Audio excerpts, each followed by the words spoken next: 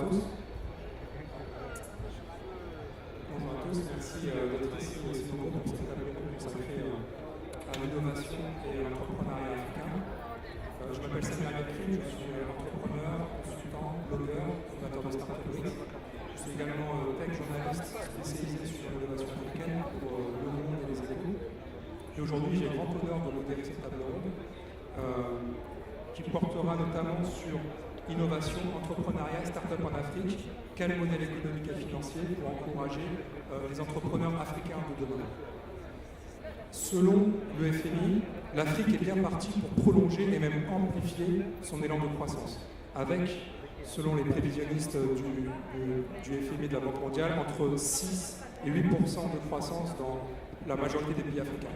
Sur le long terme, l'explosion démographique du continent sera le grand facteur structurant des économies africaines, mais aussi et surtout des économies mondiales. Aux alentours de 1,2 milliard actuellement, le nombre d'Africains va doubler pour atteindre plus de 2 milliards d'ici 2050 et même 4 milliards d'ici la fin du siècle. Ce qui veut dire qu'en 2100, près de 1 être humain sur 3 sera africain. Et ça, c'est l'UNICEF qui donne cette prévision. Cela engendrera des besoins d'investissement massifs dans tous les domaines, à la fois pour ériger les villes africaines de demain, mais surtout lorsque l'on sait que le nombre de mégalopoles africaines va décupler dans les 30 prochaines années, notamment avec des besoins massifs en matière d'infrastructures dans la santé, d'infrastructures dans les transports, d'infrastructures dans l'éducation, d'infrastructures dans la communication, dans l'habitat, etc. Mohamed Younous, économiste et prix Nobel de la paix en 2006, a déclaré que l'entrepreneuriat serait la clé du développement de l'Afrique, avec une quantité de main-d'œuvre importante, disponible, mais cela n'efface pas un problème de taille auquel nous faisons face dès aujourd'hui, qui est le problème du chômage, qui dépasse plus de 20% dans la grande majorité des pays africains. Pourtant, et c'est tout le paradoxe, l'Afrique déborde d'énergie entrepreneuriale. Une nouvelle génération de jeunes Africains a décidé de créer son propre emploi à travers l'entrepreneuriat. Et ce mouvement, cette révolution start-up africaine qui se déploie et qui s'amplifie de jour en jour, attire de plus en plus d'investisseurs. Selon Partech Ventures, un fonds transatlantique qui se développe en Afrique, qui a lancé un fonds Partech Africa, les levées de fonds africaines réalisées par les startups africaines ont dépassé tous les records, plus de 360 millions de dollars levés en 2016, en progression de plus de 33% par rapport à l'année précédente, principalement tirés par les pays anglophones, le Nigeria, le Kenya, l'Afrique du Sud, l'Égypte. C'est beaucoup, mais ça ne suffit pas. Et notamment dans les pays d'Afrique francophone, où il y a toujours des problèmes massifs d'accès au financement, au Sénégal, dans les pays du Sahel, même si des fonds se créent, notamment au Sénégal avec le fonds Terre de Capital, des fonds qui apparaissent au Burkina Faso, au Niger avec les fonds Synergie, il n'empêche que l'accès, la barrière, l'obstacle numéro 1 à l'entrepreneuriat des jeunes africains reste le manque de financement, également aussi le manque d'accompagnement. Nous avons la chance d'avoir un panel constitué d'éminentes personnalités pour aborder ces questions. Comment encourager l'entrepreneuriat des jeunes? Comment augmenter le financement, l'accès au financement? Comment résoudre le problème du manque de mentors? Avec plusieurs personnalités, notamment son Excellence, Monsieur le Secrétaire d'État en charge de l'investissement, du commerce et de l'économie digitale, Othman Khadaous, qu'on peut applaudir. Madame Salamba Diéné, qui est la fondatrice de Action for African Development, une organisation dont la mission est de promouvoir le développement de l'Afrique à travers des initiatives durables, notamment dans l'agriculture, l'énergie, la santé et l'éducation. Toutou Aguiaré, qui est ghanéen, un investisseur, qui conseille également des gouvernements sur la question du financement, et qui est le managing partner de Nubuke Investments, un fonds d'investissement qui est basé à la fois à Accra et à Londres, et qui est spécialisé sur la question du financement des startups et de comment la puissance publique peut accompagner les startups. Alan Kiburu, qui est le fondateur de la compagnie Island Corporate Solutions, qui est kényan, donc qui est basé au Kenya, et qui est également membre de la fondation Tony Elumelu, un programme d'aide à l'accompagnement des startups à travers l'accès au financement. Eric Kinoti, qui est un entrepreneur kényan, c'est le fondateur de Shade System et qui a rencontré beaucoup d'obstacles lorsqu'il a démarré sa start-up, qu'il a démarré lorsqu'il avait très jeune, il avait 22 ans, et qui va nous raconter un petit peu aussi quelles sont les principales difficultés que rencontrent aujourd'hui les entrepreneurs, les jeunes entrepreneurs africains, et quels sont les conseils pour les surmonter.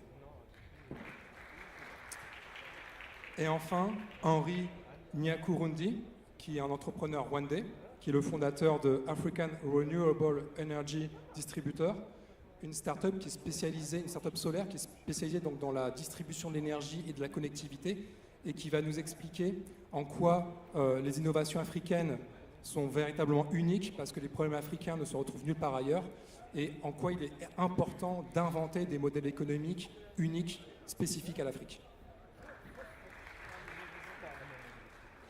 Et tout d'abord, nous allons commencer par son Excellence, Monsieur le Secrétaire d'État, et je vais aller droit au but. Aujourd'hui, comment faire pour que l'Afrique dépasse et soit plus innovante, autant voire plus innovante que les autres continents? Et dans un second temps, quels sont les secteurs, les domaines clés où l'entrepreneuriat peut changer la donne, où l'entrepreneuriat peut et doit être développé en priorité? Merci.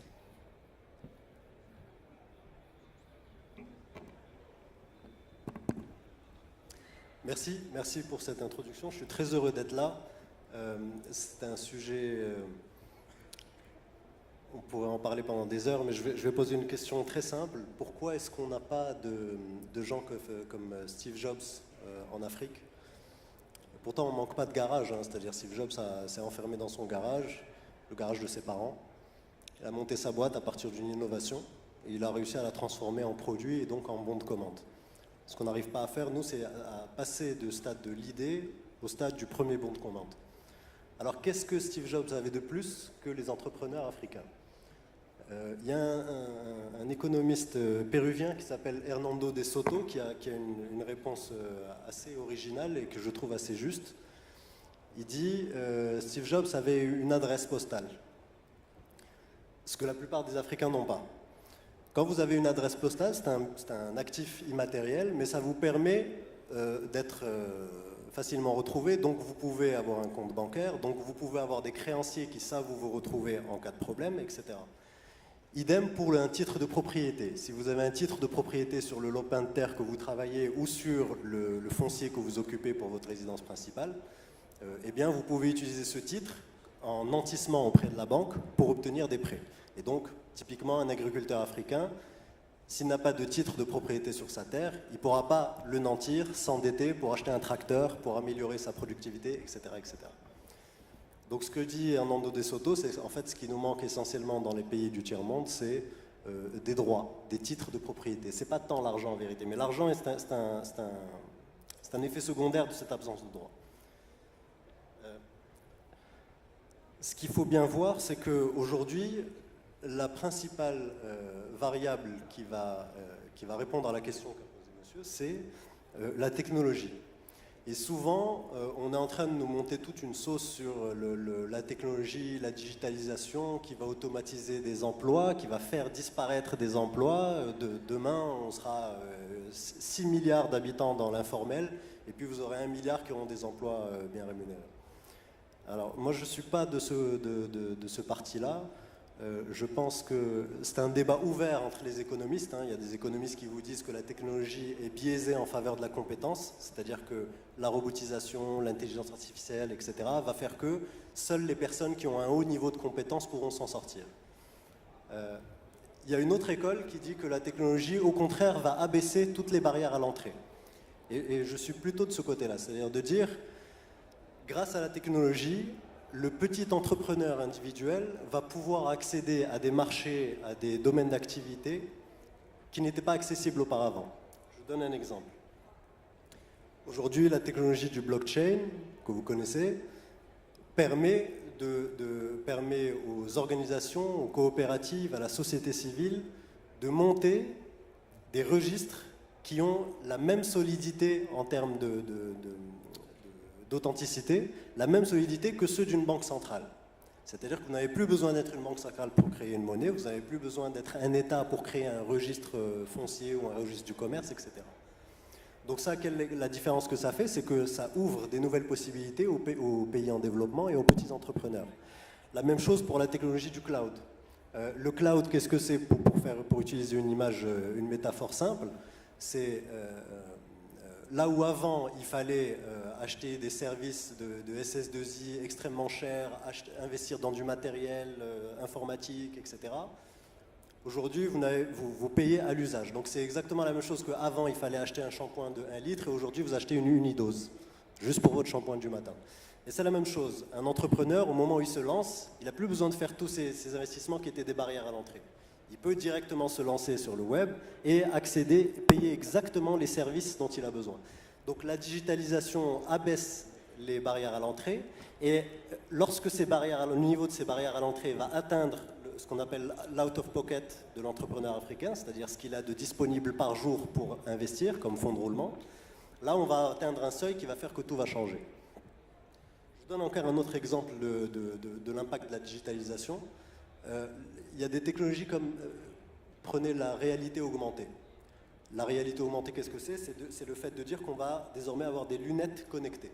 Donc votre écran, qui est l'écran de votre téléphone ou l'écran de votre ordinateur, il ne sera plus là, il va remonter dans votre champ de vision sur vos lunettes. Donc quel impact ça a? Ça fait que, aujourd'hui vous savez que la différence entre un ouvrier non formé africain par exemple et un ouvrier spécialisé nord-américain, c'est que cet ouvrier spécialisé nord-américain, il a un savoir non codé, il connaît la manière dont fonctionnent les machines, il connaît le manuel d'utilisation, il sait comment réparer les pannes, il a un savoir non codé qu'il ne partage pas et qui fait qu'il est indispensable à son employeur, ce qui fait qu'il est payé très cher. Et aujourd'hui, un employé africain non formé n'aurait pas accès à ce savoir. Demain, si vous aviez tout ce savoir non codé qui est digitalisé et introduit dans la lunette connectée, c'est-à-dire en réalité augmentée, n'importe quelle personne en Afrique qui n'a aucune formation, qui arrive, c'est son premier jour à l'usine, il arrive, il met les lunettes, et la lunette lui indique les mouvements et les gestes à faire. Elle lui dit attention, tu prends cette manivelle-là, tu la pousses par ici, tu attends que ce niveau-là arrive à 60, ensuite tu remets cette manivelle-là de ce côté-là, etc. Elle lui donne des instructions en live sur le job. C'est-à-dire que le gars, le premier jour de travail, il est au niveau de cet ouvrier spécialisé dont on parlait en Amérique du Nord. Donc l'idée que la digitalisation ne va pas favoriser les entrepreneurs individuels et notamment les TPME, les très petites entreprises, je pense qu'elle est très discutable et on va au-devant de très grands changements, notamment dus à la technologie, qui font que ça va libérer le potentiel entrepreneurial en Afrique.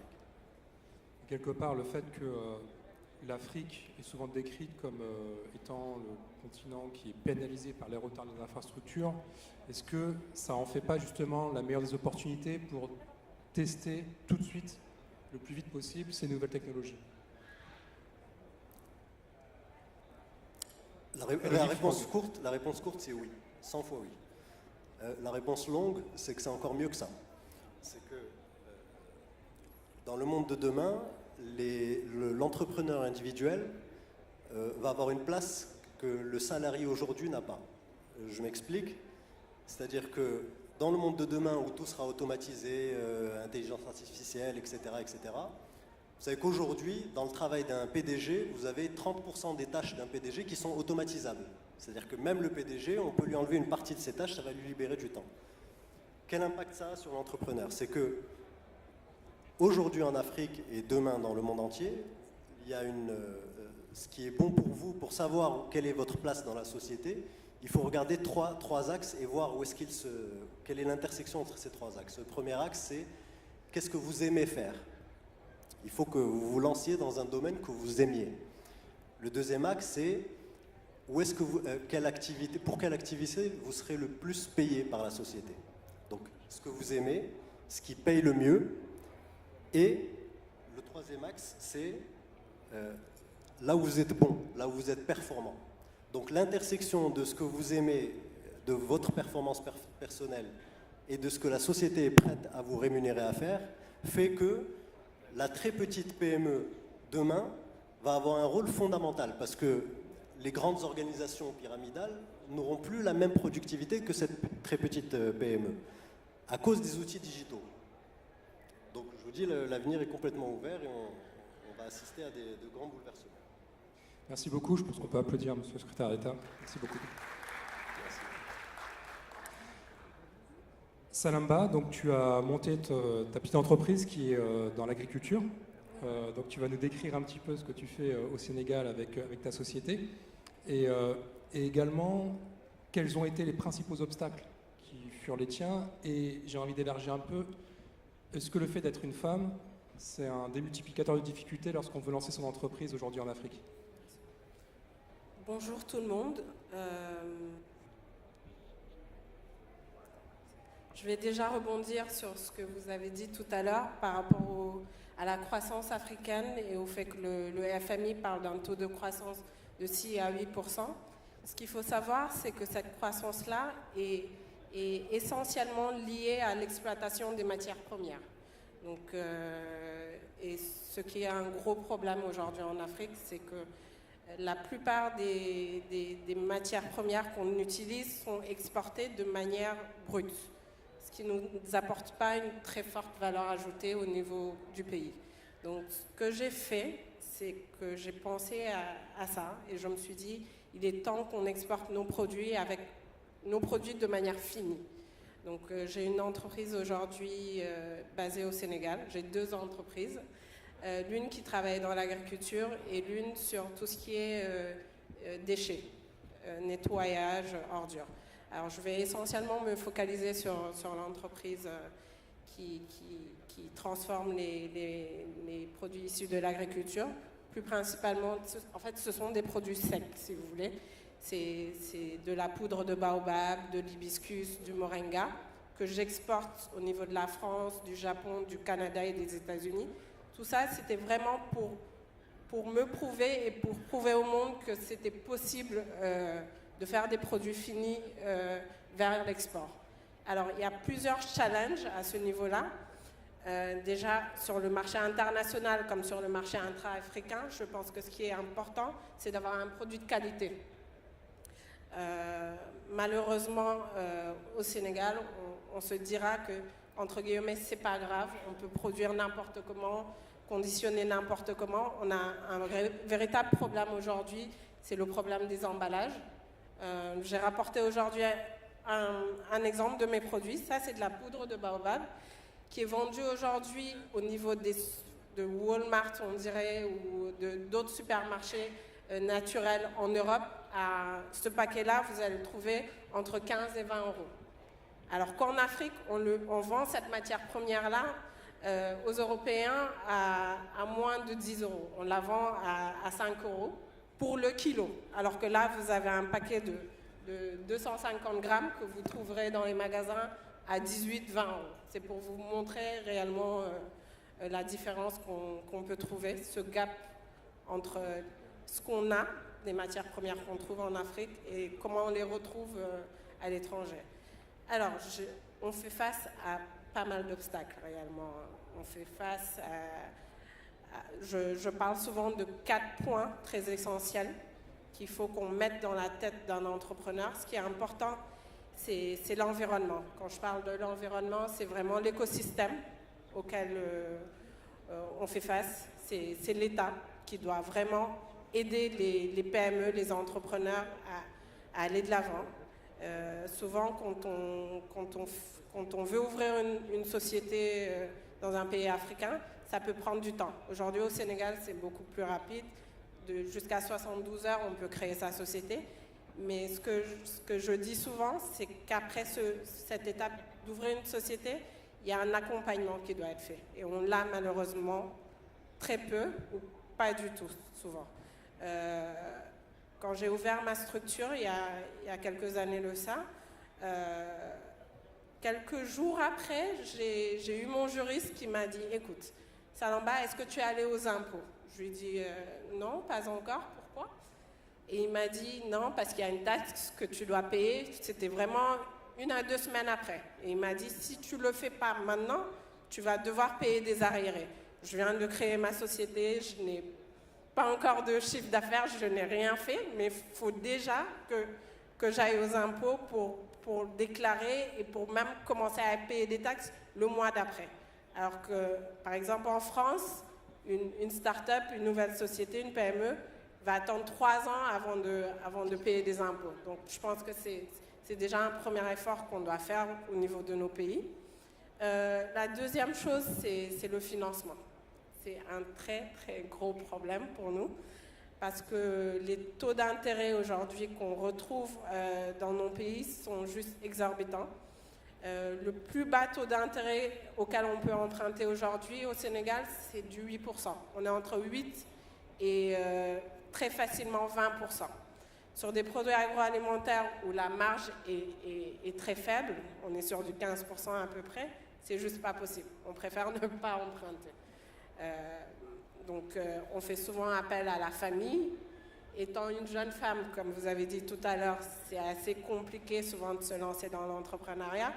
J'étais la semaine dernière à la conférence de la femme avec l'Organisation internationale de la francophonie et plusieurs speakers ont dit qu'elles étaient obligées de se faire passer pour des hommes pour pouvoir faire passer leurs projets au niveau de différentes instances. Donc c'est assez compliqué à ce niveau-là. Il y a aussi un problème de préférence étrangère, je dirais, en Afrique. On pense souvent que l'Européen qui va venir au Sénégal ou au Mali ou dans n'importe quel autre pays a des solutions plus adaptées que les Sénégalais, alors que ce n'est pas le cas.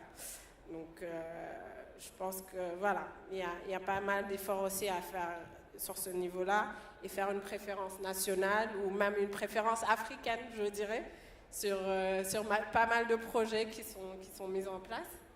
Et le dernier obstacle pour lequel je terminerai par rapport aux jeunes entrepreneurs, c'est un conseil aussi que je donnerai, c'est qu'il faut faire des études de marché. Parce que avoir une idée, c'est bien, mais est-ce que c'est une idée faisable, réalisable, et est-ce que la clientèle en face s'adapte à ce projet-là? Parce que si on crée quelque chose, c'est vraiment pour le vendre, c'est pour en tirer quelque chose, que ce soit de manière effective. Et si le produit n'est pas adapté, je vois pas mal de startups qui ont créé des projets assez innovants en Afrique.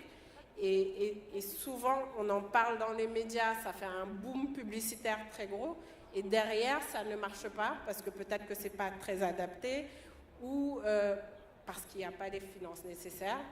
Et je terminerai en parlant de l'accompagnement. Il existe aujourd'hui des incubateurs au niveau africain. Il en existe, il y a le CETIC par exemple au Sénégal. Vous trouverez aussi des ONG qui sont spécialisées dans ça. Mais souvent, quand on vient de créer son entreprise, qu'on est jeune, on a du mal à savoir à qui s'adresser.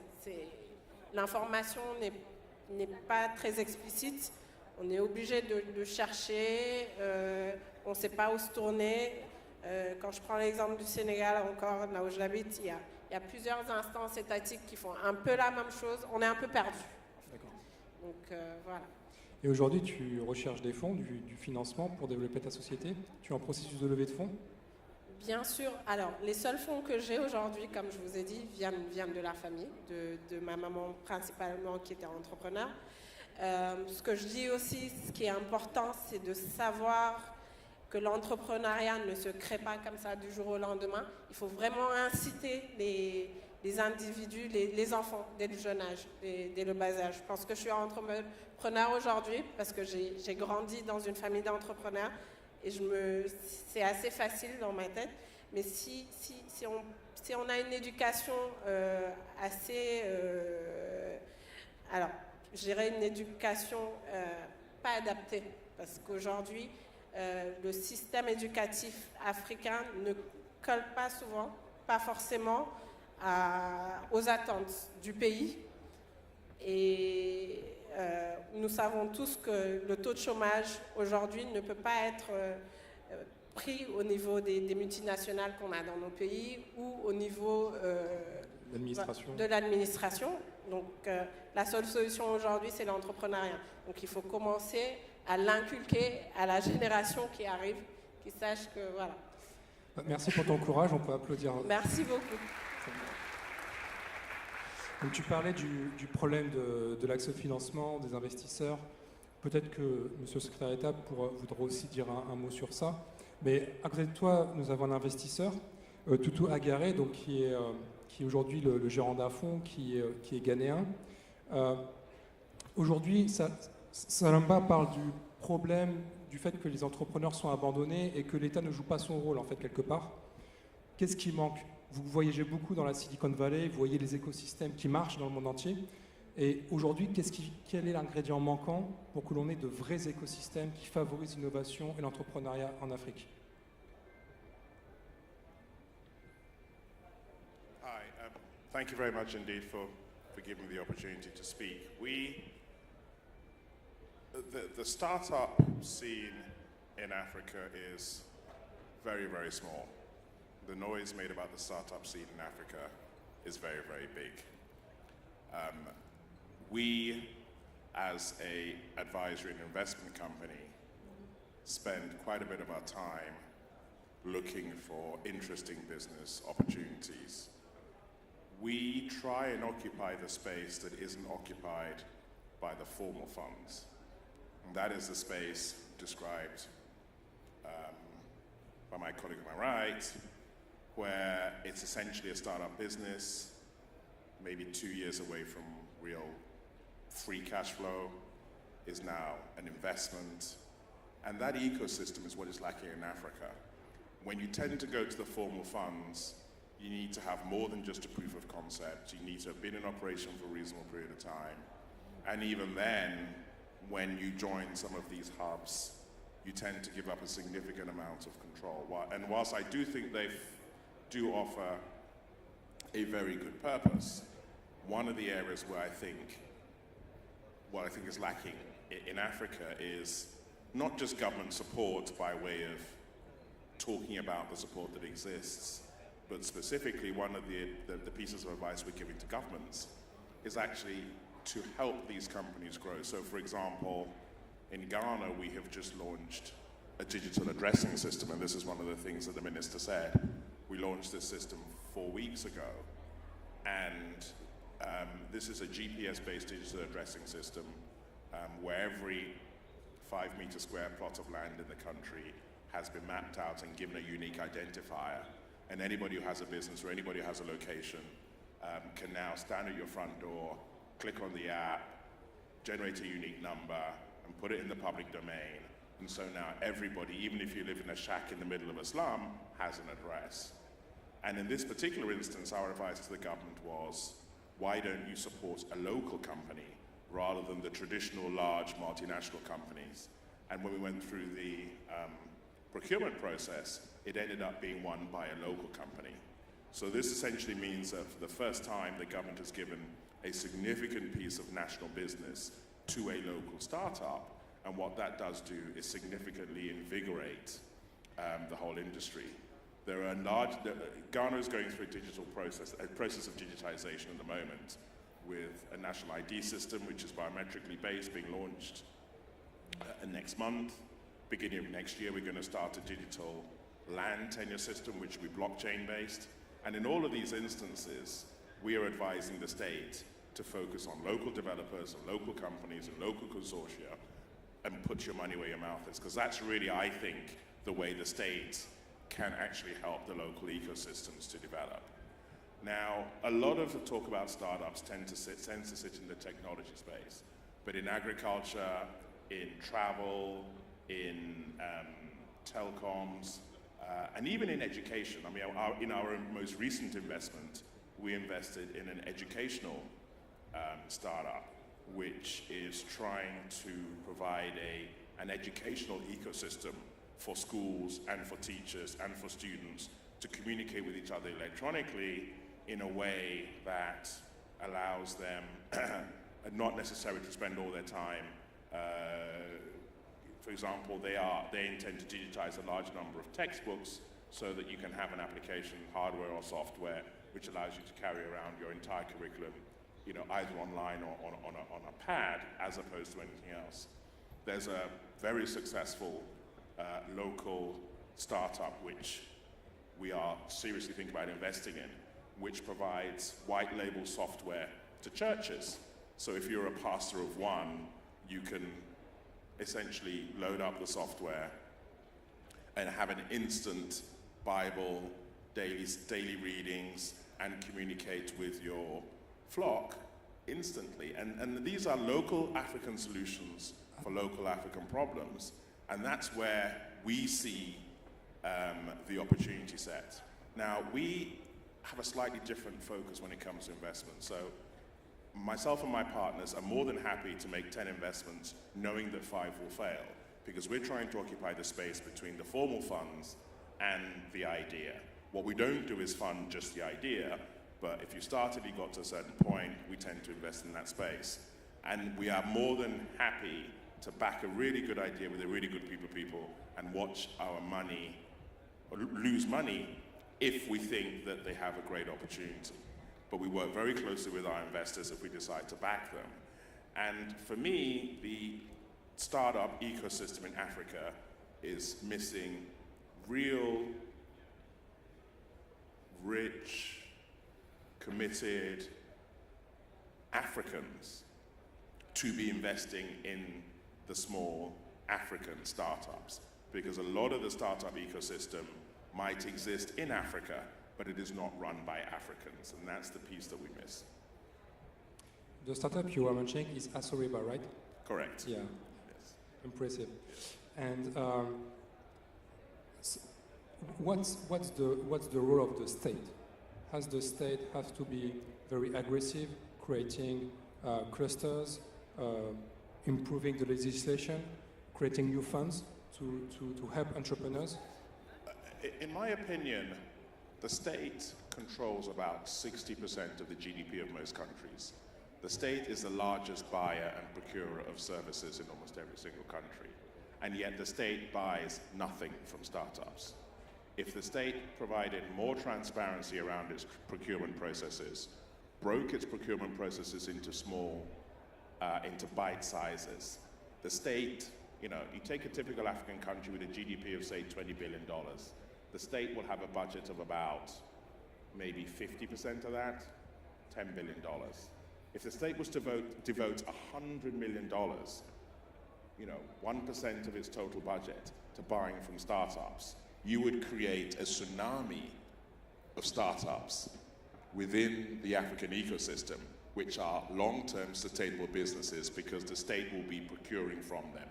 And that can be anything from new taxation systems. It can be anything from issuance of driving licenses, any of these things. And the state should very specifically devote a specific proportion of its procurement to local startups. And as you said, we had this conversation earlier on, the total ecosystem and fundraising for startups in Africa was $360 million. If every state in Africa devoted 1% of its budget to startups, that amount of money would go up tenfold. So that to me is the biggest game changer within the African continent. Thank you. On peut applaudir, c'est très intéressant. Alan, je vais continuer en français pour le public. I will speak in French. Okay, you understand. Okay, so you are the founder of Island Corporate Solution, and you are an entrepreneur yourself. You are a mentor. You are part of the Tony Lumelu program for young entrepreneurs. And you heard Sanamba saying that one of the key problem for young entrepreneurs is the lack of mentors, the lack of mentorship. And first of all, they don't know where to start. They don't know where to find the right mentor. So after explaining your story as an entrepreneur, can you tell us more about the importance of mentorship and how as a mentor, you help entrepreneurs yourself? Sure, thank you, Medis, for the opportunity. I began my entrepreneurial journey in 2010 when I was a software engineer working with the government of Kenya, and I needed to generate some more income for myself. So I ventured out and started my advertising company, and I used personal savings, some help from friends and family. And of course, I waded through the normal challenges of entrepreneurship. Closer, yes, the micro, yes, thank you. Yeah, of course, I waded through the normal challenges of entrepreneurship until I sort of stabilized in 2014. But then in 2015, I got an email with a link to join a foundation, an entrepreneurship program. And that's when I discovered the Tony Elumelu Foundation. Tony Elumelu is a businessman from Nigeria with interests across many industries. And he came up with this entrepreneurship program under his foundation to help. He has a vision to create 10,000 entrepreneurs over 10 years. And so I joined this program, and they trained me for 6 months. They appointed a mentor, an entrepreneur, an African entrepreneur based in the United States. And they invested in me. They invested in my business much more than money would have done, because over and above giving me $10,000, I was beyond the capital raising stage for my business, my SME. But the knowledge they gave me, whatever they introduced to my business, I think is more lacking than the capital in Africa. For example, they taught me how to use expert services. I was confident because I'd been trained, I had a degree, I had an MBA. I was confident that I knew how to run my business. But they taught me how to use accountants. You know, accountants are as important to your business probably as doctors are to your body. They taught me how to use accountants to manage my taxes. They taught me how to use lawyers to draw my legal contracts. So even up to the smallest things now, I would involve my lawyers. And it really brought a lot of stability into my business. These are some of the problems that entrepreneurs go through. Even up to the 10th year of entrepreneurship, you still have the founder's syndrome that, you know, you do all your paperwork yourself. They taught me how to let go of the business. And this brought a lot of cash flow stability in my business. The mentorship also brought me exposure, a lot of exposure, because at the end of the training program, they took me to Lagos for a 3 days entrepreneurship bootcamp. I met so many entrepreneurs and mentors, and as a matter of fact, that's how I ended up here at Medis. I had never heard about it. They got me from the program database, and it has opened a lot of international networks. I've got so many business friends and associates outside my home country. And I think in the long run, this is going to form very solid partnerships. Whether in mentorship or whether I want to partner with some of these friends to mentor other entrepreneurs, whatever the case, it will be beneficial, whether to me or maybe to somebody else. The mentorship also introduced me to team building. One of the problems that entrepreneurs face in Africa, all over the world, is choosing the right team for your business. You may think that you know exactly what your business needs, but team composition is key. I mean, you've got to get the right people who own the strategy, who know exactly what your vision is. And the identification of that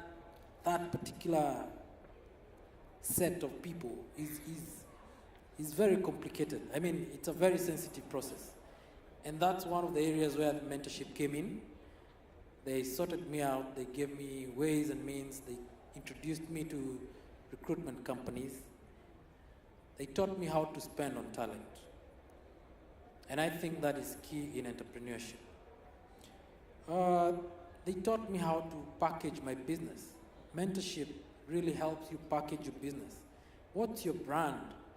Because by the time Maydays reaches out to me, they already know something about me because I've been packaged that way. And I think that is as important as your business itself. Because business is not all about trade. Business is about building a brand. What do you do and how do you do it? What are your values? What is your vision? What's your mission? What are you looking to achieve? What's your strategic plan? This is what mentorship has brought to my business. Right now, I'm able to weigh myself against my projections, against my goals, against my strength of brand. And quite frankly, I feel that I'm well packaged enough to sell in any market. Whether I'm selling advertising products or because we ventured into agribusiness and technology, whatever it is that I may want to sell, I feel like I'm well packaged to present it in any market. Entrepreneurship also needs mentorship for the simple reason of professionalism. The money that I got from my mentor, my angel investor, I didn't need to put it back into my business. But I was happy to purchase an ERP system for my business. Because you see, I was so confident and I used to do everything manually, and I thought that was the best way to do it. But they taught me how to spend on technology, how to make technology make money for you. This is what the mentor will do to your business as an entrepreneur. They'll teach you the value of instead of spending that $10,000, you can put it in an ERP system. Right now, if I need to process a facility with my banker, and they give me a list of requirements, I'm able to get all those requirements at the click of a button because my business runs on a platform of an ERP system that has made my operations really solid. So over and above that, I think mentorship brings a lot of stability in a business. I think beyond the normal challenges that entrepreneurs face in venturing, like capital and whatever, I think mentorship comes to crown the jewel, like, to finish the product. And I think that is what is missing most in our systems right now, especially in Africa. I think there are many people out there who are willing and who are. I think entrepreneurs need to research more and venture out and reach out to people who have the heart to help. And to wind up, this is how I ended up being a mentor myself. Because Tony Alumelu doesn't want anything from my business. He just told me that I want to create an entrepreneur that will be able to create another entrepreneur. So I have a target to create 1 or 10 entrepreneurs, and that's why I'm a mentor as I speak. Thank you. Thank you. On peut applaudir, merci. Eric Inotti, tu es Kenyan, tu es entrepreneur et tu as été, you're an entrepreneur and you're a mentee. You have been helped by many mentors, but you have also faced many difficulties when you started your company, very young, and you have overcome these difficulties. And today you want to share your experience, but also you want to emphasize the importance of role models, because if we want more young Africans to become entrepreneurs, they need inspiration. So can you share your experience with us today?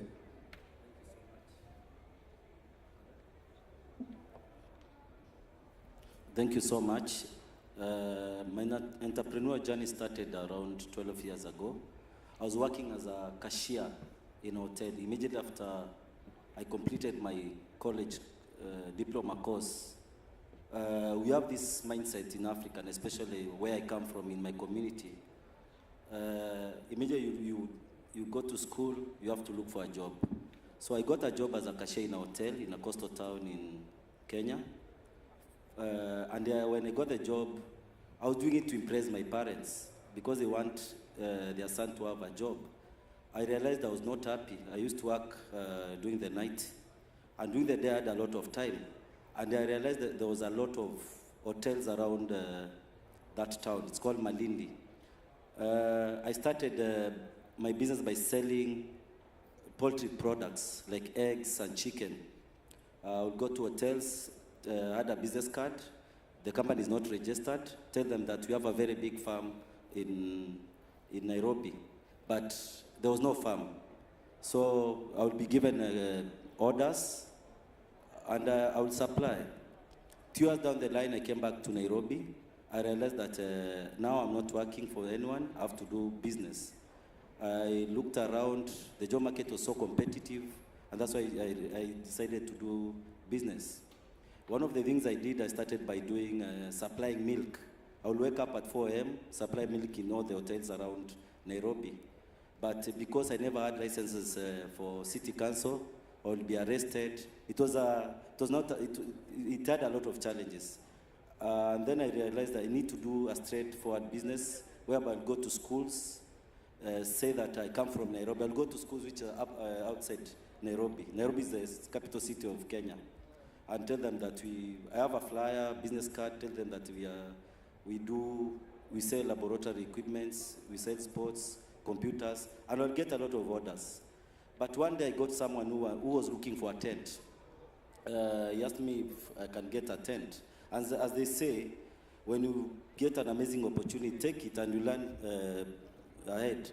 So when I told him I can be able to get a tent, I was able to supply.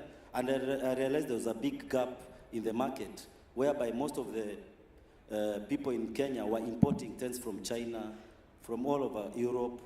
And I realized, I asked myself, why don't I start this business? There's a lot of opportunities. That's why Shed System was born. I started, that was around 9 years ago. I started with around $600. Shed Systems East Africa Limited is a company that deals in manufacturing all types of tents. We do military tents, camping, refugees. We do installation of shed solution like car parking shed, shed sails, awnings, canopies.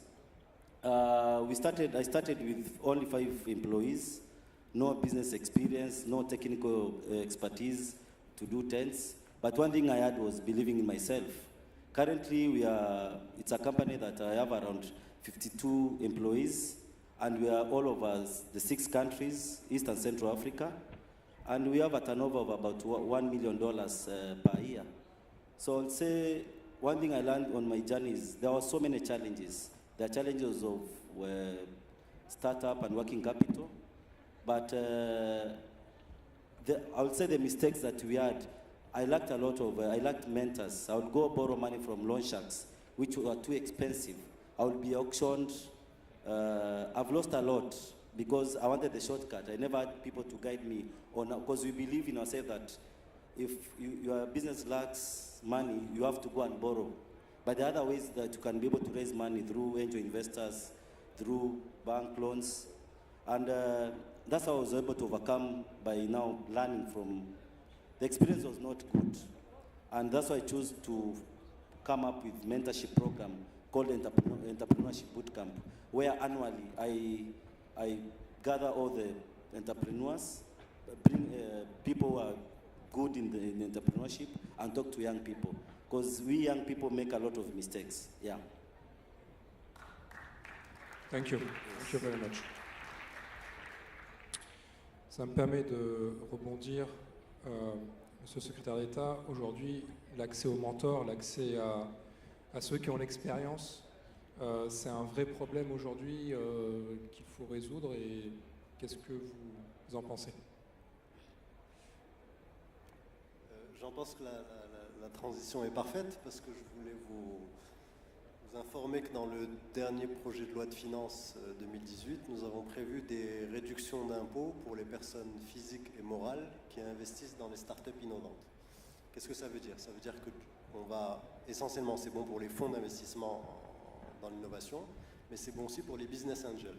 Je rebondis sur ce que disait M. Toutou, c'est que avoir un business angel qui vous accompagne, qui met un ticket et qui vous accompagne à finir le produit, à polisser le produit et à marketer votre entreprise et votre projet, c'est un facteur de succès qui est fondamental. Après, je peux vous dire, il y a d'autres choses qu'on fait, je pense que d'autres pays africains le font. On va par exemple sur les fonds d'amorçage, c'est-à-dire que le financement, à partir du moment où il y a une idée, mais il n'y a pas encore de bon de commande. Donc à ce moment-là, il faut pouvoir fournir des financements.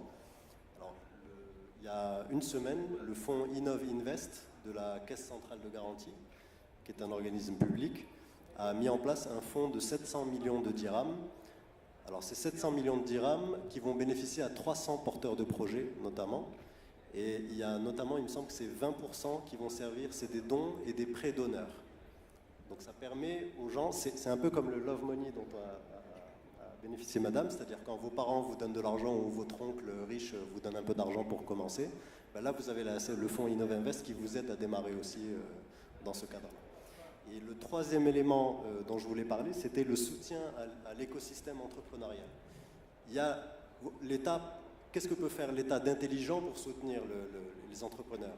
Il y a le soutien, faciliter les fonds d'amorçage aux entrepreneurs eux-mêmes, mais il y a également le soutien aux acteurs qui eux-mêmes créent un environnement de soutien à l'entrepreneuriat. Et donc ce sont vous avez parlé, il y a des ONG qui font ça, il y a des organismes internationaux qui viennent en Afrique pour le faire, etc. Donc ce sont des incubateurs à entrepreneurs. Et là, notamment, le fonds Innov Invest va consacrer une partie de ces fonds-là à soutenir ces écosystèmes. Donc il y a le soutien aux entrepreneurs, le soutien aux écosystèmes, et puis il y a cette incitation, cette carotte fiscale qui sera donnée aux business angels. Merci beaucoup. On peut applaudir, merci. Henri Nyakurandi, donc tu viens directement de Kigali, du Rwanda. Tu as développé avec l'ARED une box solaire qui permet d'augmenter la connectivité, notamment pour les populations les plus fragiles, ce qu'on appelle les populations de la base de la pyramide. Et ta start-up se développe très bien, mais tu as rencontré beaucoup d'obstacles, deux principaux, la question de la propriété intellectuelle et la question du passage à l'échelle, le fameux scale. Qu'est-ce que tu peux aujourd'hui nous partager à ce niveau-là? Merci encore. D'abord, je vais expliquer un peu ce qu'on fait. ARED, c'est une compagnie qui a développé une technologie de kiosque solaire et une application mobile pour distribuer des services digitaux de façon efficace, mais aussi d'amener la connectivité à la base de la pyramide via Wi-Fi. Donc on amène une connectivité online et offline. Une des problématiques qu'on a vues, c'est que la connectivité en Afrique est très chère. L'Internet est cher. Mais on a vu une consommation des téléphones intelligents qui s'agrandit chaque année. Donc une deuxième problématique qu'on a vue en Afrique, c'est l'accès à l'énergie. Donc ce kiosque, comme j'ai dit, est solaire et on promouvoit ce qu'on appelle le micro-entrepreneuriat à partir de ces kiosques. Donc on embauche, on forme et on fait un monitoring sur ces agents ou micro-franchises et ils génèrent des revenus à partir de ce kiosque. Donc ils peuvent charger des téléphones, ils vendent ces services digitaux. Au Rwanda, on vend des services du gouvernement. Au Rwanda, le gouvernement a décentralisé les services gouvernementaux, même les taxes. Et aussi, on vend la connectivité. Et tous ces revenus sont partagés entre ARED et la personne qui opère. Et on se concentre plus sur les femmes et les personnes handicapées, parce que ce sont les groupes les plus vulnérables. Et on vient juste de commencer en Ouganda, avec le même projet, bien sûr. Mais une des choses qu'on a découvert, c'est que développer un produit physique, parce que la plupart des innovations que vous voyez en Afrique, c'est des applications mobiles. Mais quand vous développez un produit physique, c'est un processus très différent. Ça ne marche pas comme les applications mobiles. Et ce que j'ai vite compris, donc j'ai commencé ce projet en 2013. Et il n'y a aucun endroit, en tout cas en Afrique de l'Est et en Afrique de l'Ouest, il n'y a aucune entreprise qui développe des produits sur place. Donc on a dû développer notre produit à l'étranger, première chose. Deuxième chose, l'innovation. Trouver des fonds, le panel en a parlé, mais c'est encore plus dur de trouver des fonds pour développer un produit physique. Pourquoi? Parce que c'est compliqué. L'expansion d'un produit mobile, c'est beaucoup plus facile que s'étendre avec un produit physique sur le territoire africain. Donc on a développé, en tout cas le troisième modèle du kiosque, on l'a développé en Allemagne. Non seulement ça, on a eu des financements, tous les financements qu'on a reçus en tant qu'innovateur africain viennent de l'étranger. On a eu 0 financement africain. Mais on développe une solution africaine. Et ça, ce sont les problèmes qu'on a vus. Et en parlant des brevets, donc on a appliqué pour un brevet au Rwanda, et ça a pris 3 ans. 3 ans pour avoir le brevet. Donc le temps qu'on a eu le brevet, on avait déjà changé la technologie du kiosque. Donc, et on a vu la complication parce qu'on voulait faire un brevet sur tout le continent africain. Et on a vu que, bien sûr, il y a des blocs, mais c'est extrêmement coûteux, c'est extrêmement compliqué. Et il y a des pays en Europe qui ont plus de dépôts que tout le continent africain. Et maintenant, si vous faites vos études sur cette problématique, vous allez comprendre pourquoi. Parce que c'est très compliqué. Ça prend beaucoup de temps, il y a une tonne de bureaucratie. Donc c'est pour ça que vous ne voyez pas beaucoup de brevets africains. Beaucoup d'innovateurs préfèrent ne pas se lancer dans ces dépôts de brevets. Et ce qu'on a découvert, il y a aussi la raison pourquoi il n'y a pas de produits physiques développés par les Africains, parce qu'il n'y a pas de fonds locaux. La plupart des produits qui sont développés dépendent de dons pour la recherche et le développement. Une chose qu'un innovateur ou un entrepreneur ne devrait pas faire, c'est aller chercher un emprunt pour développer un produit. C'est la pire des choses qu'un entrepreneur peut faire. Chercher un investisseur, ça dépend. Mais la raison pour laquelle les pays de l'Est dominent dans ce domaine, c'est parce qu'ils ont des fonds énormes, des dons énormes pour la recherche et le développement. En Afrique, si vous voyez bien, tous les dons dépendent tous des financements européens ou américains. Il n'y a aucun, en tout cas en Afrique de l'Est et l'Ouest, il n'y a aucun don qui est 100% africain. C'est tous des dons qui dépendent de l'Union européenne ou USAID. Et si vous voyez ces dons, comment ils donnent l'argent aux entrepreneurs africains, aux entrepreneurs qui travaillent en Afrique, c'est tous des dons qui sont donnés à des entreprises qui sont bien sûr en Afrique, mais qui ont une filiale aux États-Unis ou en Europe. Donc ce n'est pas vraiment des fonds pour l'entrepreneur africain. Donc nous, en tant qu'entrepreneurs, on doit être créatifs pour trouver de l'argent pour développer des produits.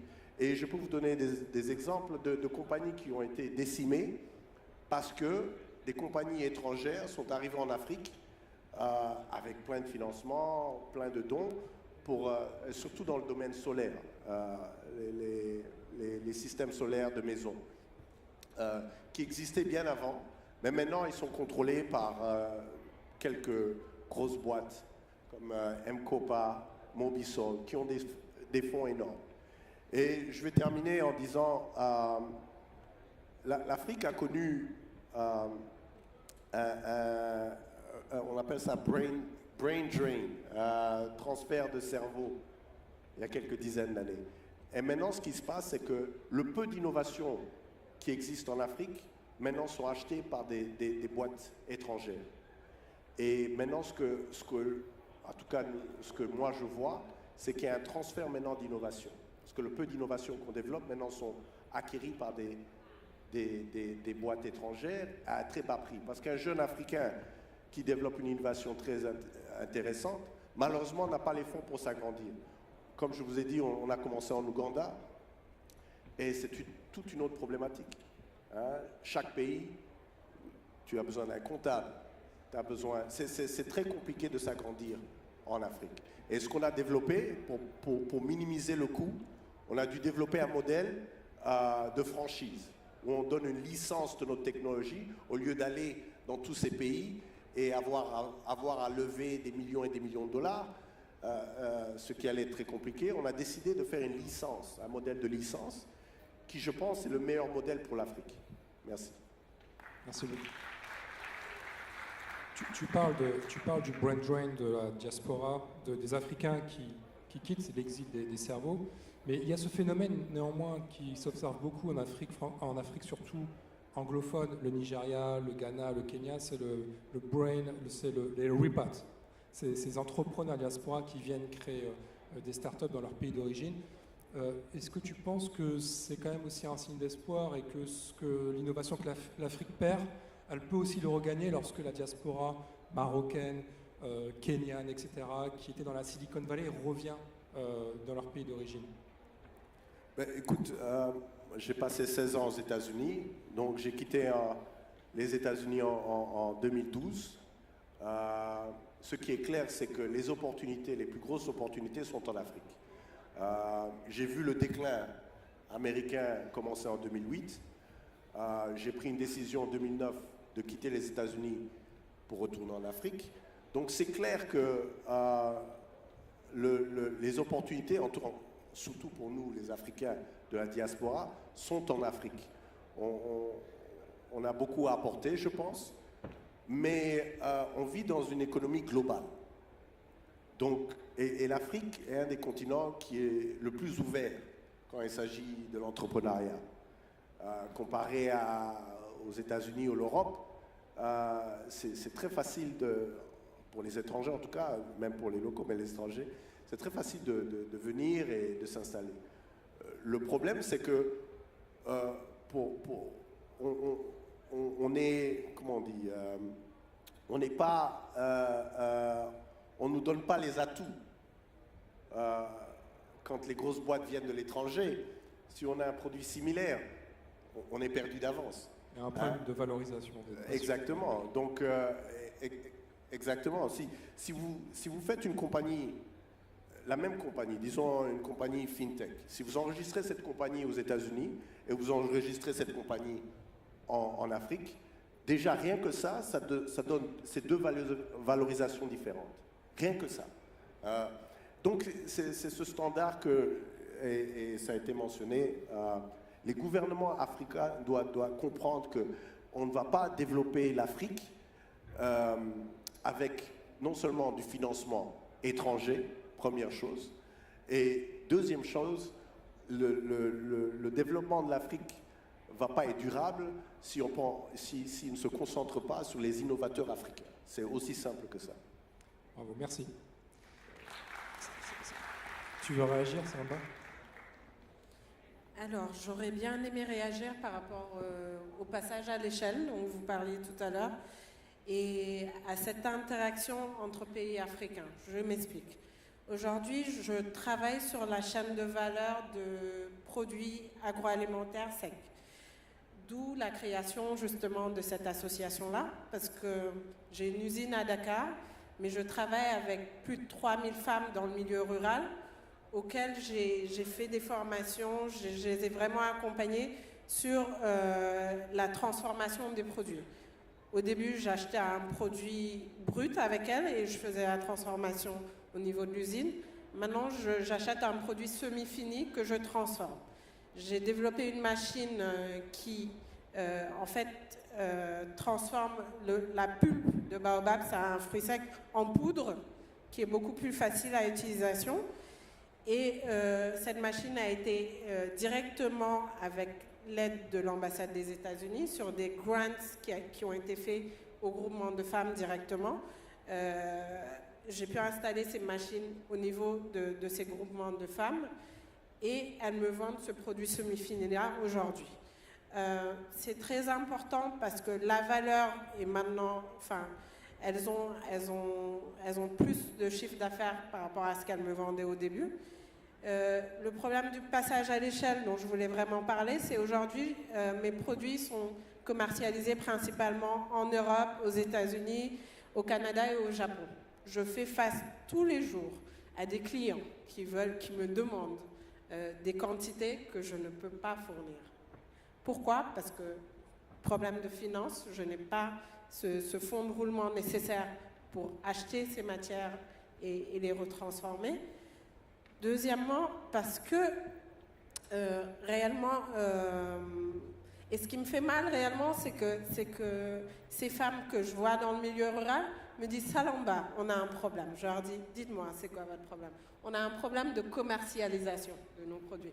Moi, j'ai en face de moi des clients auxquels je ne peux pas vendre parce que je n'ai pas cette masse financière pour acheter plus. Et au niveau rural, il y a pas mal de femmes qui veulent me vendre leurs produits, mais je n'ai pas de quoi acheter. Donc, on parle d'entrepreneuriat, de PME, de start-up, mais c'est important de savoir, non seulement il y a pas mal de PME qui meurent au bout de quelques années de création, et on ne veut pas rester PME à vie, en fait. Donc, il y a ce passage à l'échelle qu'il faut absolument faire. La deuxième chose que je voulais partager aussi, c'est que j'ai rencontré la semaine dernière une Malienne qui est aussi dans la transformation de produits locaux, notamment de baobab. Et je parlais de cette machine-là qui, avant, je travaillais avec ces femmes qui pilaient en fait le fruit pour faire de la poudre. Elles pouvaient, sur 10 tonnes de baobab, elles pouvaient le piler en 2 mois à peu près. Et la machine vous fait du 2 tonnes jour. Donc ce qu'elle faisait en 2 mois de transformation, c'est fait en moins d'1 semaine maintenant. Et je parlais à cette dame malienne-là qui me disait « Écoute Salamba, j'ai vraiment des problèmes par rapport... » Elle fait des jus, moi je fais que le produit sec, mais elle transforme, elle fait des jus avec. Elle me dit « J'ai des problèmes parce que souvent les produits que je reçois venant des femmes, il y a du sable dedans, la qualité est moyenne, parce qu'on pile. » Je lui dis « Comment ça vous pilez ?» Elle me dit « La technologie n'existe pas. » On n'a pas de technologie pouvant faire de la poudre de baobab avec le fruit. Je lui dis, mais c'est ce que je suis en train de faire au Sénégal en ce moment. Elle me dit, quoi? C'est pas possible. Je lui dis, ça existe, la machine existe. Il faut juste qu'on la transfère et qu'on la ramène au Mali. Donc elle était super contente. Elle m'a dit, il faut que tu viennes à Bamako parce que ça va être un bonheur pour nous. Donc c'est vraiment ce que je voulais partager. Voilà. Bravo, merci. Merci. Je pense qu'on est arrivé à la séquence. Merci. Je pense qu'on peut vraiment réapplaudir une nouvelle fois le panel. Et je pense qu'on est arrivé à la séquence des questions-réponses. Je ne sais pas si qui est en charge de faire circuler les micros. Ok. Donc, alors une question là, une question devant et devant aussi. Allez, une question là, une question là. Messieurs, dames, bonjour. Déjà, merci pour votre intervention parce que même pas, on va dire une demi-heure d'intervention, il y a beaucoup de choses excusez-moi, pardon. Il y a beaucoup de choses qui apparaissent. On a les oreilles qui s'ouvrent, les yeux qui s'ouvrent, c'est impressionnant. Je suis un jeune entrepreneur français qui essaye depuis 3 ans de s'intégrer dans le marché marocain. Donc, je suis dans le domaine de la formation professionnelle, exactement, dans la montée en compétences, justement pour accompagner des gens qui n'ont pas ces compétences-là pour se développer à titre personnel et à titre professionnel. Et je veux rejoindre un peu une question à M. Nyakarundi, qui a soulevé le problème d'entreprises beaucoup plus importantes et beaucoup plus fortes que nous, qui arrivent à accéder à un marché dans lequel nous, on peut répondre en termes de compétences et auquel nous, on n'a pas accès. Il m'est arrivé un problème, je voulais absolument le partager parce que ça n'arrive pas qu'à moi. J'ai répondu à un marché marocain, on ne m'a pas consulté. Une grosse entreprise internationale, notamment qui aussi travaille en France, a répondu au même marché, l'a obtenu. Donc j'étais content parce que c'est un client à moi en France. Par contre, il a fait appel à moi pour répondre au marché auquel on n'a même pas consulté. Donc, à un moment donné, si les compétences sont chez les Africains, donc je suis africain, si les entreprises africaines, pour moi, sont un avenir. Les PME, les TPE, surtout aussi les TPE. Je voudrais souligner simplement, en disant, Monsieur Ndiakaroundi, à votre âge, je suis vraiment ravi de vous avoir entendu, parce que je voudrais faire la même chose de la France au Maroc. Et j'aimerais savoir si vraiment, au Maroc, on a vraiment, et en Afrique, excusez-moi, parce qu'on travaille aussi en Guinée, est-ce que vraiment c'est la volonté des États de refaire venir les compétences de l'étranger en Afrique? Et est-ce qu'on veut vraiment faire revenir les compétences des Marocains ou Africains résidant à l'étranger, ou est-ce qu'on veut faire venir simplement les entreprises internationales en Afrique? Voilà, c'est une réponse que je me pose depuis 3 ans, et j'espère ne pas me la poser encore pendant très longtemps. Merci beaucoup. On va prendre encore 2 questions, et puis ensuite on va répondre. Bonjour. Donc, par contre, moi, je ne suis pas entrepreneur, mais je travaille pour une start-up. En premier lieu, je remercie MEDES pour cette opportunité. Et avant de poser ma question qui est destinée à Monsieur le ministre, j'aimerais prendre l'opportunité pour demander une question à la salle et savoir combien d'entrepreneurs nous avons ici avec nous. Combien d'entrepreneurs? N'importe, marocain ou autre. D'accord. Ok, intéressant. C'est quelque chose parce que je suis un marketeur. Voilà, ma question c'est, on parle beaucoup de levée de fonds. Les startups, ils veulent avoir des fonds, des investisseurs, etc. Mais quand on parle des startups, on parle plutôt des jeunes, fraîchement diplômés, ils ont une idée brillante, ils ont peut-être un garage et ils ont peu d'expérience.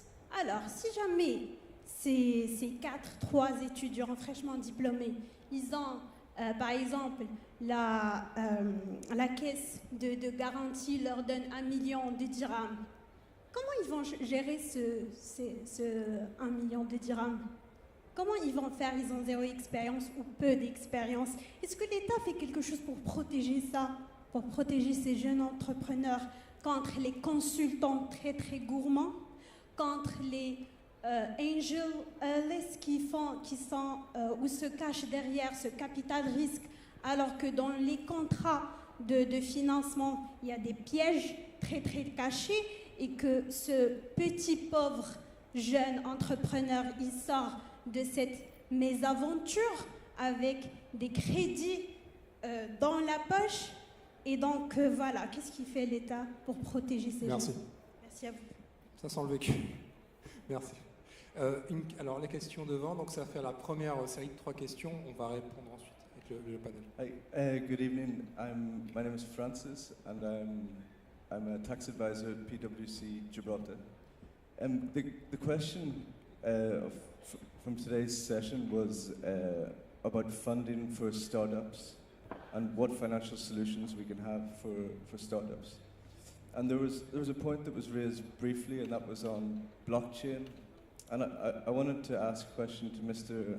Aguiari about blockchain, and particularly the use of the most famous example of blockchain technology being Bitcoin, and how that can, well, there's a lot of excitement about how that can be used to bypass the traditional banking services, the traditional banking services. And I was wondering if this excitement is justified, and no, if it's justified, and if he thinks it should be looked into more by African entrepreneurs for raising finance and for transferring money. Thank you. Monsieur le secrétaire d'État, si vous souhaitez répondre, monsieur, mademoiselle, et peut-être que ensuite on verra pour la question sur la blockchain. Merci pour ces questions. Je les trouve très très pertinentes et je vais vous dire pourquoi. La question de monsieur sur le reverse brain drain, c'est-à-dire est-ce qu'on veut que la diaspora rentre au Maroc? Bien sûr que oui. Maintenant, c'est justement parce que vous mettez le doigt là où ça fait mal. Moi, je vous le dis très sincèrement, hein, le code des marchés publics au Maroc, il y a certains cas où on marche sur la tête. Donc moi, si j'avais une baguette magique, c'est une des premières. J'en ai une liste de 2 ou 3 comme ça, mais il est dans le top 3 des textes que je changerais si j'avais une baguette magique. Donc je suis complètement d'accord avec vous, et je rejoins monsieur tout à l'heure qui parlait disons, par exemple, l'absence d'un brevet africain.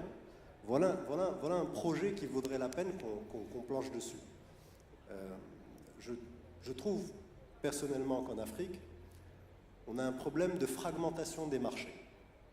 On a plus d'une 50aine d'États, et quand vous êtes entrepreneur et que vous êtes enfermé dans les frontières nationales de votre point de départ, c'est très difficile d'atteindre le... Donc on a commencé déjà par la régionalisation de l'Afrique, et on va essayer chacun de faire ses devoirs dans l'Est, dans l'Ouest, dans le Centre, dans le Sud, et en espérant que ça aboutira à une convergence. Donc je suis totalement d'accord avec vous. Et pour répondre à madame sur effectivement, la problématique,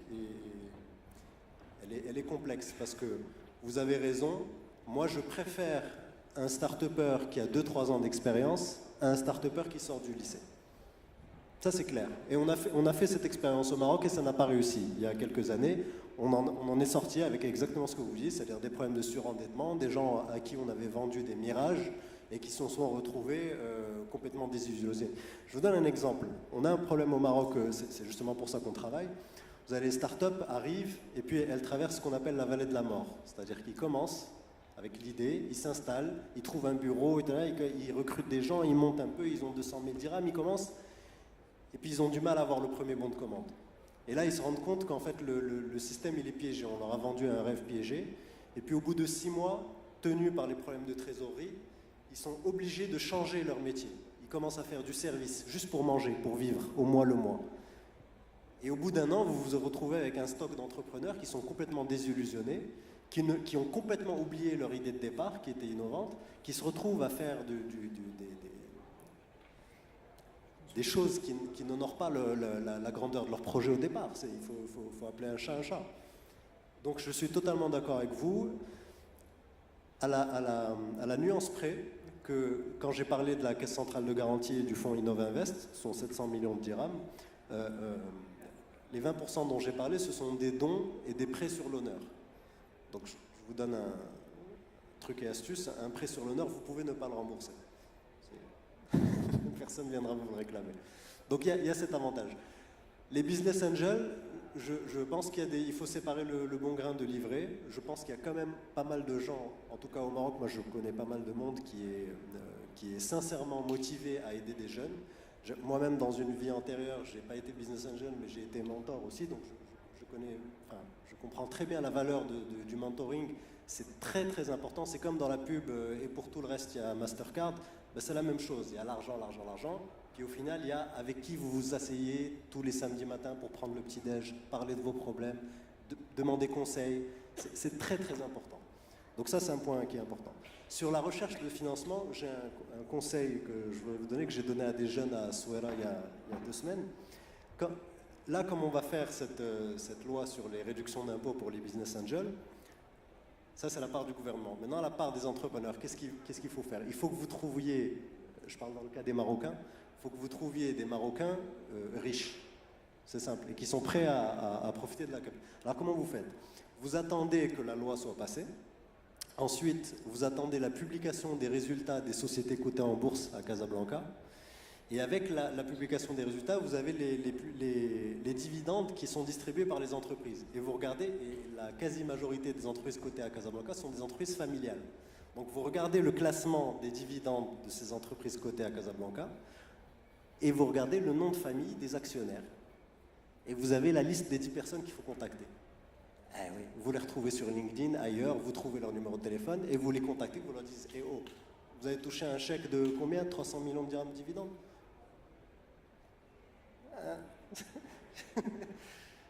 Voilà. Donc ça, c'est des petits trucs et astuces qu'il faut essayer de trouver, mais effectivement, l'argent, c'est pas le plus important. Le plus important, c'est l'accompagnement, et j'abonde dans le sens de ce que disait monsieur. Merci beaucoup. Tutu Agare, yeah, the question about the potential of blockchain in Africa.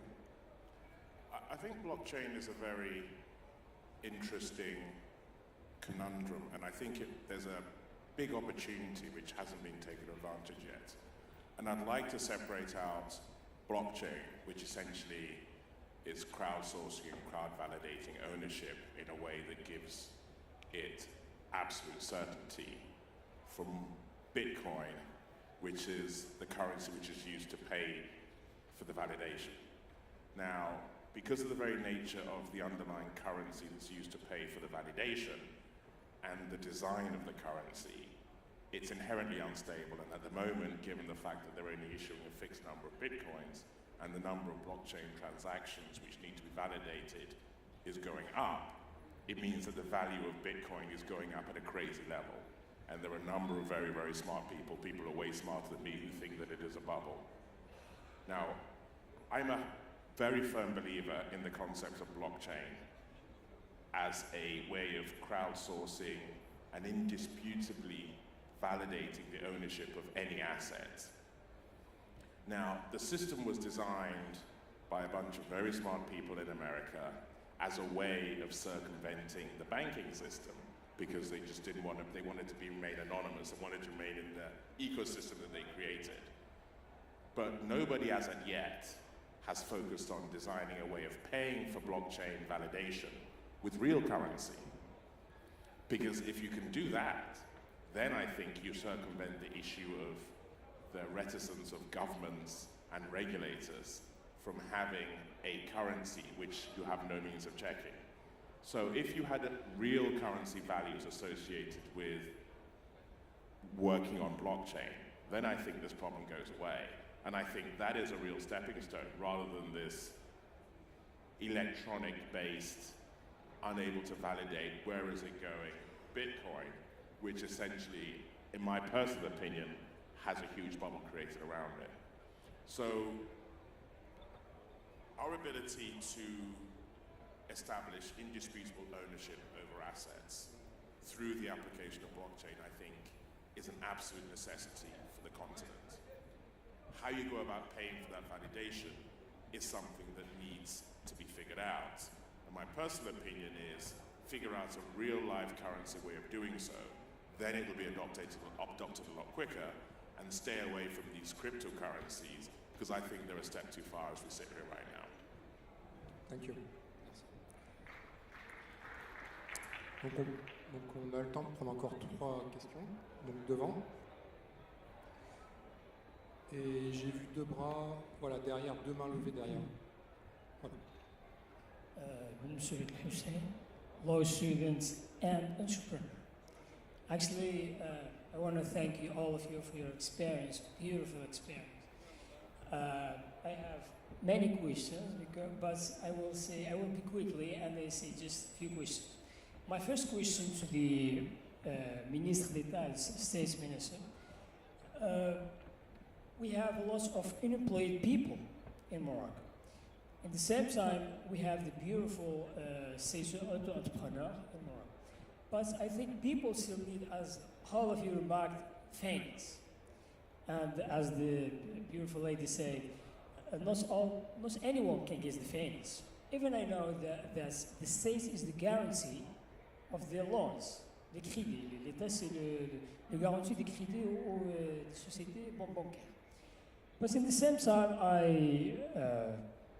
by the way, I asked some banks, I asked them for just a few or small amounts of money, and they offered to me about triple, but the process is very, very take a lot of time, you know. So I'm still waiting their answer, because they told me they must contact the central or the capital, their cabinets. So something very. I will ask you for one thing. Do you don't think, when I go to the streets, I saw lots of garages closed. The garage closed. You don't think, Mr. Minister, you should make a law that impose the owners to open it for startups, for new people, because you saw in the streets, people selling in the streets. I think if you think about this, ideas would be good to impose the owners by a tax. If your garage sale closed, you must pay tax for it. To encourage them to open it for startups, for people, to have an address, as you said, to have an address, because they need address. This is number one. Number two, I want to ask Mr. Nyakarundi, who do you think is best to invest? You told us the American and the Europeans came to Africa to invest. Now we have the Chinese also came to invest. And for me, the Chinese stealing our opportunity. Seriously, because as the lady Danny said, we export our goods gross, and we needed to transform it to be our products. Do you have any idea about the Chinese? How do you do? Okay. Yeah. Merci. Thank you. Second question. Bonjour à tout le monde. En fait, j'ai une question qui se porte sur deux volets. Je suis un juriste de formation. Je viens de finir ma formation en droit du commerce international. Et ma question sera sur Madame Dienne. Vous avez parlé de l'entrepreneuriat et vous nous avez cité les différents pays où vous vendez vos produits. Je voulais savoir pourquoi vous n'avez pas d'abord commencé à vendre ces produits-là en Afrique, parce qu'il y a pas mal de pays en Afrique qui seraient peut-être concernés. Et pourquoi vous avez choisi directement d'aller en Occident pour vendre vos produits? Et concernant les pays occidentaux, comment est-ce que vous avez fait pour vendre ces pays au Canada, en Amérique, au Japon ou encore en France? Quelle a été la procédure à suivre? Est-ce que vous êtes allé sur place pour négocier avec les grandes surfaces, ou bien vous avez des personnes depuis le Sénégal qui sont là-bas pour négocier de votre part? Je n'ai pas compris, je voulais savoir. Ok, merci beaucoup. Il y a une troisième question. Bonsoir à tous. Moi, c'est Sanoa Bouaka Sidiki, étudiant à l'INCG Tanger en 5e année de gestion financière et comptable. Ma question s'adresse à Monsieur le ministre. C'est par rapport aux fonds d'investissement qui sont mis en place, puisque récemment, je travaillais sur le capital risque et il se trouve que, selon les statistiques de 2015 au Maroc, il y a plus de environ 17 milliards de dirhams qui est consacré au fonds d'investissement, mais seulement 7% est accordé au capital risque. Alors que pour les jeunes, vous avez dit que vous connaissez beaucoup de gens qui ne veulent pas faire confiance aux jeunes pour investir dans leurs projets. Maintenant, si personne n'a confiance à ces jeunes et qu'ils partent se fracasser les yeux, comment peuvent-ils en fait devenir entrepreneurs par la suite si on ne les fait pas confiance? Ce n'est pas après 2 ans que la personne pourra toujours rester entrepreneur. Et l'autre question, c'est pour M. Kiburu, qui parlait du mentorat. Est-ce que pour quelqu'un qui a cherché des mentors plutôt, et il n'en a pas eu, et que par la suite, personne dans sa famille ne le fait confiance, puisque généralement dans nos communautés, comment on dit, tu rêves trop. Et il ne faut pas penser à l'entrepreneuriat, cherche juste à rentrer dans la fonction publique ou bien fais-toi embaucher par quelqu'un. Ok, merci beaucoup. On finit la série de 3 questions et puis si on a du temps, on en reprendra encore 1 ou 2. Donc la première question qui est adressée à vous dans un premier temps par rapport à comment donner l'accès à des locales pour entreprendre aux jeunes. Merci pour cette question parce que c'est un point qui est important. Bien que ce ne soit pas le point le plus bloquant ou le plus critique dans les situations marocaines. On est d'accord que c'est juste après. Au Maroc, on a beaucoup de startups qui ont des locaux, mais après, c'est pour avoir le premier bon de commande qu'il y a ce taux de mortalité qui augmente. Mais effectivement, c'est très important d'accueillir les gens et de leur permettre de se réunir entre personnes semblables qui ont le même mindset, qui vont réfléchir sur de l'innovation. Il va y avoir de la fertilisation croisée entre eux, différentes idées, différentes startups au même endroit. Donc c'est un creuset d'innovation qu'on cherche à créer, et plus qu'un creuset, c'est une communauté d'innovateurs. C'est que l'innovation est très importante pour perturber le statu quo, et puis pour ouvrir les fenêtres et puis faire respirer un petit peu le système. Alors pour répondre à votre question, aujourd'hui il y a plusieurs dizaines d'incubateurs au Maroc, de différents types, des privés, des publics, des universitaires, des filiales d'organismes étrangers, etc. il y a notamment l'expérience des technoparks qui est assez réussie. On a un à Tanger aussi qui a ouvert, qui est vraiment une success story, et puis on va continuer de les développer. Maintenant, pour répondre à votre question plus précisément sur la question du statut de l'auto-entrepreneur, je vous donne les derniers chiffres qui datent de fin octobre. On a eu 65 000 demandes de statut d'auto-entrepreneur. C'est très bien, c'est pas suffisant. Moi, ma cible, ce serait qu'il y en ait 4 millions, pas 65 000. Hein. L'idée, ce serait vraiment d'éponger tout le secteur informel et puis de rentrer ces jeunes-là. Sur les 65 000, il y en a 50% qui ont moins de 35 ans, donc des jeunes. Il y en a seulement 35% qui sont des femmes. Donc ça aussi, c'est matière à réfléchir. Si vous avez un mémoire à faire à l'ENCG, ce serait un bon sujet. Pour répondre à la question je passe à la troisième question, peut-être pour le faire dans le même lot. La question était sur le financement. Alors comme je vous ai dit, on a adressé ce point, ce chaînon manquant de l'amorçage, on vient de l'adresser, le dispositif a été annoncé le 30 octobre, hein, donc c'est vraiment tout frais. Vous faites référence à votre étude de 2015, mais là les choses ont un petit peu changé. Là où je vous rejoins, et là aussi c'est encore quelque chose sur lequel on travaille, bon, quand vous avez un obstacle insurmontable, il y a deux choix, soit vous y allez tout droit et vous vous cassez les dents, soit vous contournez. Une façon de contourner, c'est au lieu d'aller voir la banque et de lui dire prête-moi 1 million de dirhams parce que j'ai un super produit et moi-même je suis super, donc achète-moi. Vous avez un autre moyen qui serait d'avoir recours à un site de crowdfunding. Si vous faites du crowdfunding, vous pouvez faire une vidéo, présenter votre idée aux internautes, leur dire voilà, voilà le prototype que j'ai créé, on parlait du passage à l'échelle, voilà mon prototype, ça coûte 500 dirhams, achetez-moi, et si jamais j'ai 100 ou 200 commandes de 500 dirhams, je vais le produire, je passe à la production. À ce moment-là, dès que vous atteignez les 200, vous allez voir votre banquier et vous lui dites j'ai 200 000 dirhams de chiffre d'affaires sécurisé déjà. Donc j'arrive pas avec rien, j'arrive pas avec fonds propres zéro. Donc le banquier, il est rassuré, il se dit bon, ce gars-là, il a déjà du chiffre d'affaires, je vais l'appuyer pour démarrer, voire passer à l'échelle. Donc ça, nous sommes en train de travailler dans le gouvernement sur un projet de loi sur le crowdfunding. Pour être plus précis, au ministère des Finances, il y a eu plusieurs allers-retours qui ont été faits avec la société civile, donc on est en train de l'améliorer et ça va être dans les circuits très prochainement, j'espère. Je pense que d'ici à l'année prochaine, il y aura vraiment un changement qualitatif dans l'écosystème start-up marocain. En parallèle, je travaille sur le projet de réforme de la charte de l'investissement, où on a prévu tout un paquet sur les start-up.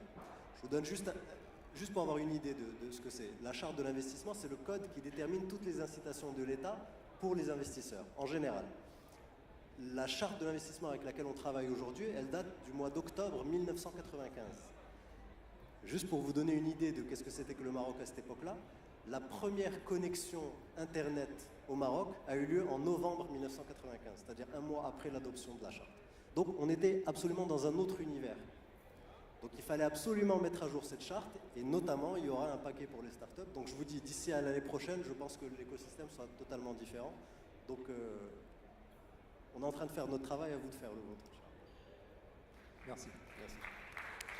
Merci, Monsieur le Ministre. Henri, il y avait une partie de la question qui t'était adressée. I'll answer in English since you asked me in English, but I'll be brief. It's interesting that you mentioned about China. I mean, in Uganda, for example, they killed the market of the home solar system because they brought a lot of cheap product in the marketplace. But I think we need to be careful not to blame companies because they're taking advantage of the laws that exist. I think government needs to handle those things. And I think it's in a government level that needs to be done. Because, again, if you don't have strict laws to protect local, enterprise, make sure that the quality of the products you bring in the market are quality product, why are we blaming those companies? We need to held accountable our own government. I think that's where the problem is. Thank you. Merci. Merci beaucoup, Henri. voilà, sur la question de ton entreprise, du choix de l'exportation qui a été posé par le monsieur. Alors, déjà, le choix est un choix stratégique dès le début. Comme je vous ai dit tout à l'heure, j'ai trouvé ça un peu aberrant, je dirais, que tous les produits qui sont exportés aujourd'hui, quasiment tous les produits exportés d'Afrique, sont exportés de manière brute vers l'Europe, les États-Unis ou un peu partout dans le monde. Donc c'était déjà un challenge pour moi, de dire que c'était possible de faire un produit fini, un bon produit fini, et qu'on pouvait arriver à cette étape-là et le vendre sur le marché international. Donc c'était une cible, c'était un choix dès le début. Je vends aussi mes produits au Sénégal dans les pharmacies. Par contre, par rapport aux autres pays africains, je n'ai pas encore eu l'opportunité d'étaler mes produits au niveau des autres pays africains. J'en parlais tout à l'heure à Henri. Et surtout, par rapport aux produits sur lesquels je travaille, ce sont des produits naturels, bio. Et vous savez qu'aujourd'hui, il y a une tendance sur le marché mondial, avec une Europe vieillissante, un retour au naturel. C'était vraiment une cible. Et surtout, ce sont des produits qu'on retrouve un peu dans les pays voisins. Donc, le Sénégal est un pays où ces matières premières-là sont, je dirais, assez chères par rapport au Mali ou à la Guinée. Donc, je me vois mal vendre au Mali un produit où, en fait, le prix de base est 2 fois plus cher au Sénégal qu'au Mali. Donc, voilà. C'était vraiment ça. Je ne sais pas si j'ai répondu à... Merci. Merci. Alan, there were a question for you about the importance of mentorship. Thank you for that question, my brother. I understand the task of finding a mentor can be very challenging, can be a headache. I'm not an expert in that, but I have the right answer for your question because I did not find a mentor. The mentor found me. But the big idea here is to identify the channel, what you can call the entrepreneurial ecosystem. That's what you need. You need to join a program, and there are programs available. You can search on the net. I mean, I live in Nairobi. The channel I joined was in Lagos, and my mentor came from the US. So you need that channel to help you match with a mentor, with somebody who will not think you're mad when you're talking to them about your idea. So I think the greatest task, you don't need to walk door to door looking for a mentor or even to make calls. Look for the right channel. Join an ecosystem where you can be matched to a mentor, and that way you'll be able to find somebody who understands your idea and who's ready to run with it. Thank you. Thank you. Thank you very much. Le débat était passionnant. On m'a fait comprendre qu'on a en fait dépassé plusieurs minutes le temps du débat. Donc, je vous prie une nouvelle fois d'applaudir et de remercier nos panélistes. Monsieur le ministre Othman El Fardaous, Mademoiselle Salamba Diène, Toutou Agaré, Alan Kibourou, Henri Niakurundi et enfin Eric Kinotti. Merci à tous. Et les échanges peuvent se poursuivre après le débat, bien entendu, pour ceux qui n'ont pas eu l'opportunité de poser leurs questions. Merci beaucoup.